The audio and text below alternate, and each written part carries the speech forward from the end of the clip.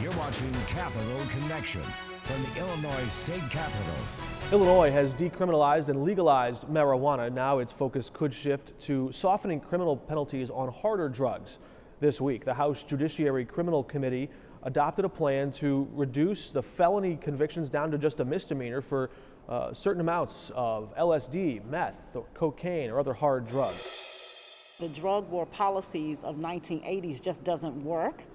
They're disparate, they're racially applied, and in so many cases, all people, should really just have an opportunity to deal with the addiction. I don't agree these are low levels. This would include things like fentanyl. This would include 40 tabs of LSD. This would include 40 hydrocodone, 40 oxys. So when I think of small amounts, I certainly don't think of those levels. Prisons, jails do not treat addiction. People just simply cycle in and out of those county jails. The sky is not going to fall because we change this from a felony to a misdemeanor. I think you're going to see an increase in the use. I think you're going to see more people that are not just regularly using it, but more consistently as an expansion of those folks going into new categories of people to use it. I think you're going to see increase in property crimes. Republican State Senator Terri Bryant joins us now from Murphysboro. Good to have you with us. Thanks for having me.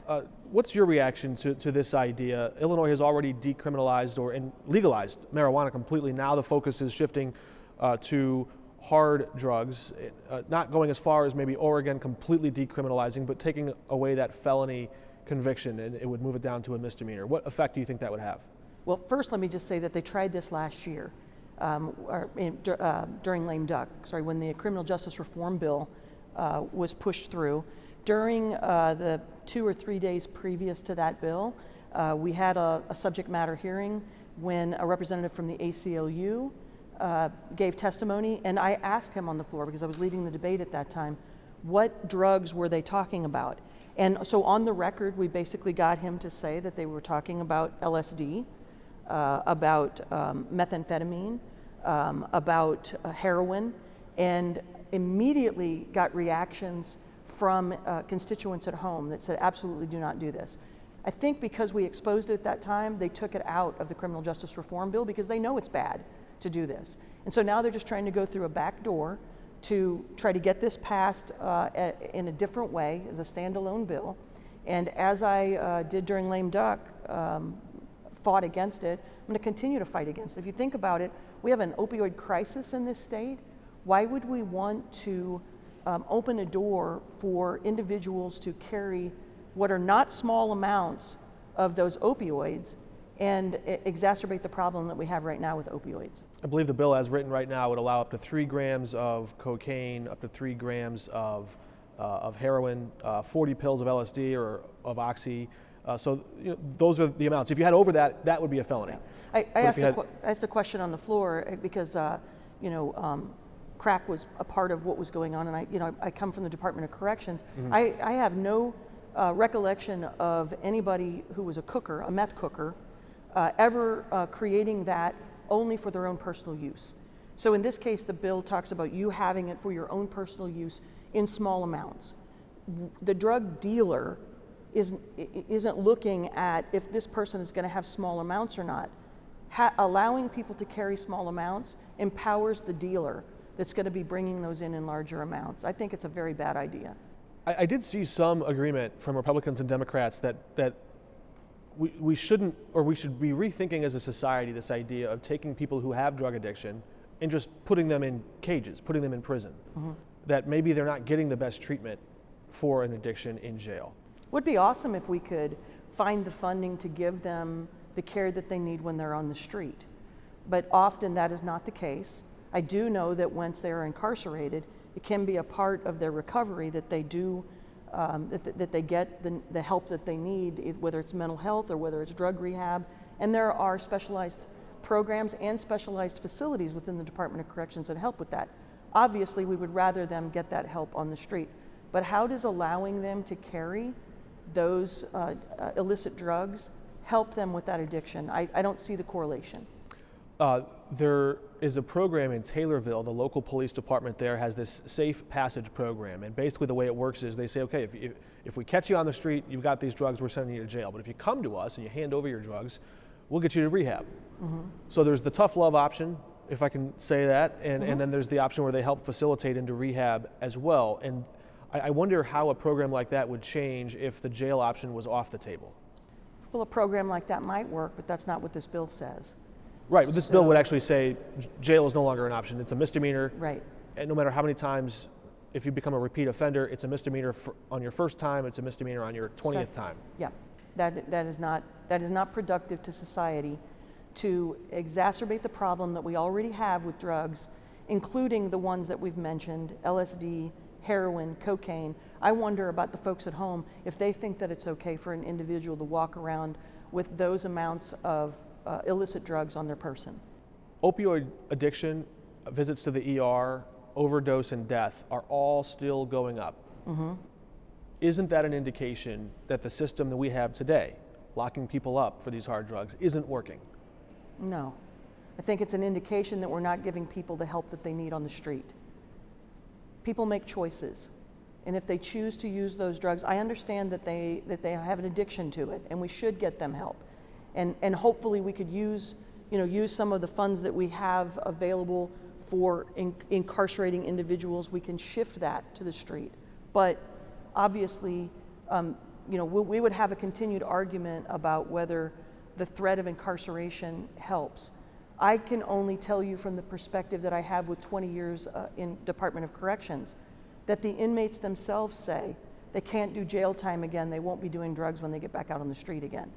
So I know that other members will talk about data that they have that gives a different perspective. I can tell you what I've heard those who are incarcerated say. When we look at the state's efforts to reduce this mass incarceration era that we're in, I think in the long run, if this trend continues, we will have at some point cut our prison population from 25, maybe up to 40%, maybe even as great as 50% from where it used to be to where it could go. Yet the budget at the Department of Corrections is going the opposite direction. It's still going up. Is there room there, or is there an obligation, rather, for the Department of Corrections to say, okay, we've got all this money and a declining population of prisoners, should they take that money and repurpose it into more mental health in the prisons, or to change the way that, that we do that? I would hope that that's what they would do. Let's try to remember that just a few years ago, the population in Department of Corrections was at 130% capacity. So originally, the idea of reducing the prison population wasn't just about mass incarceration. It was about the idea that you built prisons that weren't built to house that many people. How can you give programs or help to people when you're at 130% capacity? So I think part of the conversation has to be, have we reduced it to the place where it should have been in the first place? Are we at 100% or below capacity now? Because if we're at 100% capacity or below, that's a good thing. But do you take money away from them now because you were trying to reduce the overcrowding? Or do you take the money that was supposed to be going to that in the first place and use that to help the people who are incarcerated? Because the ones that are going to be left by the time they get done releasing, all of the people that they're releasing right now, are the worst of the worst. And they're the ones that need the help the most, or the ones that should never be back out on the street again. Illinois has been contemplating these issues of criminal justice and which types of people belong, or which crimes land you in prison and don't, for a while now, but there are other implications and ramifications of having a criminal record as well. If we go back to this idea that if you have a certain amount of hard drugs in your possession, now you're no longer a felon. If this bill were to become law, you would have a misdemeanor. Well, one of the ramifications of having a felony is that you can't carry a gun. You can't have a FOID card in Illinois. How do you see that in connection, or is there a correlation there between someone who has 40 pills of LSD or Oxy on them? You could say that person is a mid-level dealer, I think. That's a decent amount of drugs. So what I would prefer to see is us allow for an appeal process. If somebody has had a felony in the past, what was the felony? What was the level of felony? Was it a Class X? Was it a Class 1? Rather than just say all felonies. How long has it been since the person had a felony? In some cases, maybe you'd want to take a look at the age. I think that we could look at the possibility of having an appeal process rather than just saying the person doesn't get a felony anymore and moves it to a misdemeanor. Wouldn't it be better to look at whether or not you could have an appeal if they've had a felony in the past. A felony should be a felony should be a felony. I don't think we should reduce the level of that charge simply because you want someone to be able to carry a gun later. I guess the question is, would you have concerns about a person carrying that amount of hard drugs now being allowed to also carry a weapon? Has the person been rehabilitated? Is the person off the drugs now? You know, how much time has passed? So I would keep going back to that again. I think in an appeal process, you can take a look at the fact of what did the person do that caused them to get that felony conviction. The felony could be something other than drugs. But if in fact the person was addicted, they were convicted of the felony, but now the person has gotten treatment, a significant amount of time has passed, they haven't reoffended, is it possible that that person could then get a FOID card? But let's don't lose sight of the fact that I don't support the FOID card in the first place. The existence of it? The existence of it at all. Why not? I believe that it's your Second Amendment right to own a firearm. The Second Amendment and the Supreme Court has said in D.C. versus Heller that there can be local regulation on who gets a weapon. I understand that, but a FOID card issue, especially right now under the current climate, where someone has applied for their FOID card because that's what's required, and 18 months later, they still haven't received their FOID card, even though the state police have taken their check and cashed their check. The director of state police has issued a letter that says that their FOID card is still good until I think it's 1 year after the end of the executive order. And they're asking people to carry that with them as evidence. Correct. The letter, right? But that doesn't mean that the store where you go to buy your ammunition will allow you to use that particular letter. They don't have to acknowledge that if they are an FFL dealer because they're under some federal laws. So the point is that happening though? Are gun owners denying customers ammunition at the counter? Yes, they are. They're denying them ammunition, and they are also not processing their firearms purchase within the 72 hours that the law requires. We know there are ongoing lawsuits at the federal level right now. Illinois FOID card holders are basically saying that this delay, this big backlog, the state says was caused by the coronavirus. The paperwork process that has piled up there amounts to a violation of their Second Amendment rights. We'll see how those cases proceed. Yeah, I would challenge the governor at this point.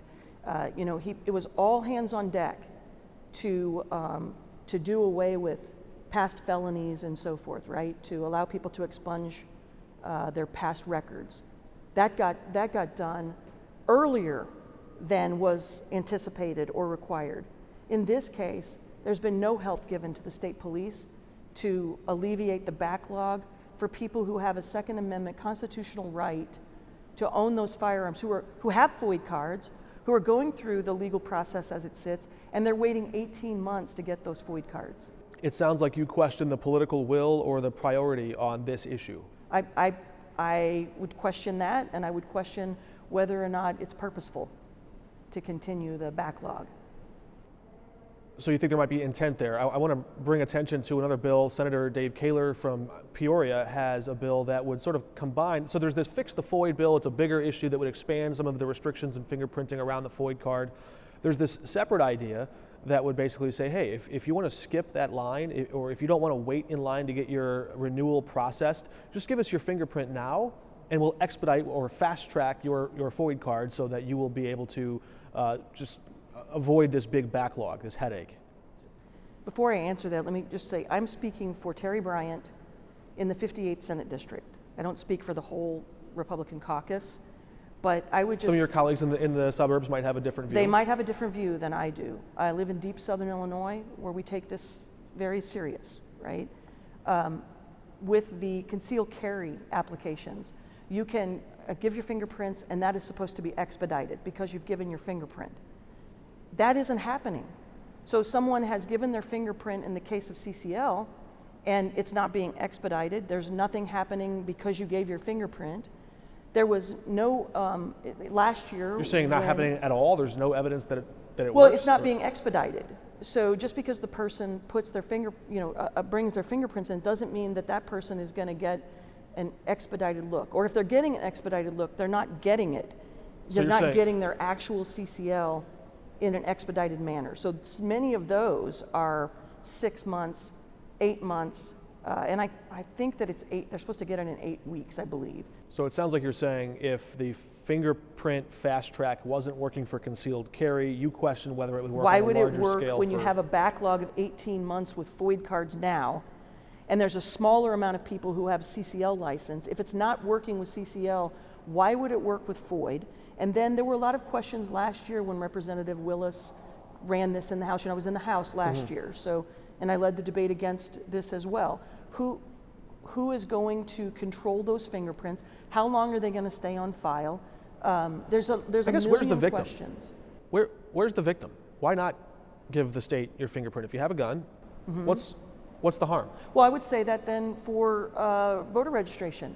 What's the harm then in having a fingerprint for your voter registration?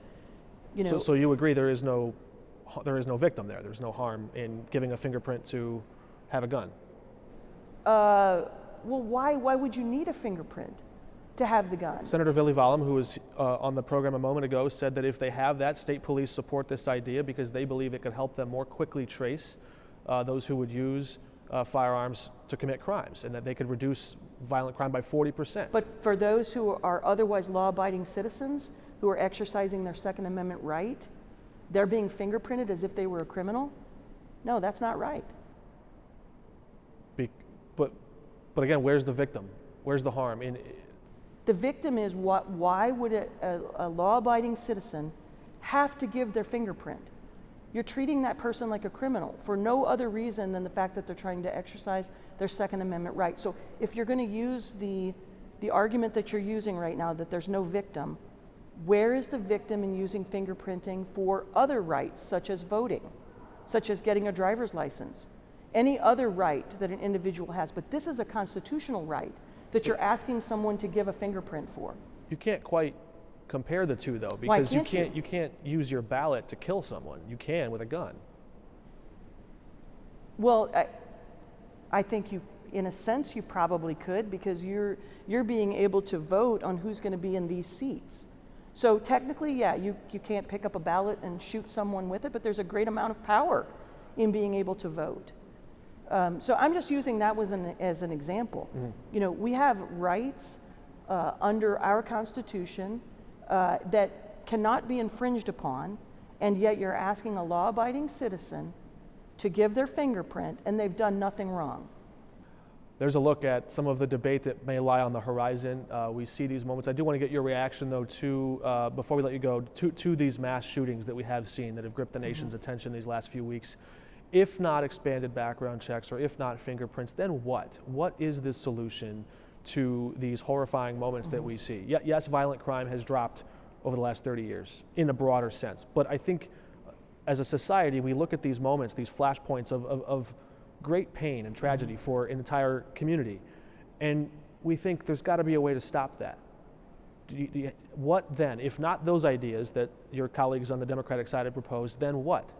So the two shootings that you're talking about, one in Colorado and one in Georgia, first of all, those are not Illinois.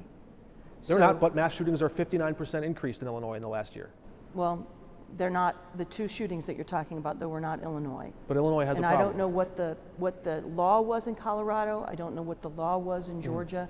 But again, we're talking about people that clearly have mental health issues. We're not talking about law-abiding citizens who have done nothing wrong and changing the laws so that their rights are being infringed upon. I think that's what the conversation has to be on. Do we want to fix the mental health issues? Yes. Do we fix those mental health issues by keeping otherwise law-abiding Illinoisans from being able to exercise their Second Amendment rights? All right. Thank you for joining us, Senator Bryant. Thanks for having me. We're back in just a moment. Stick around.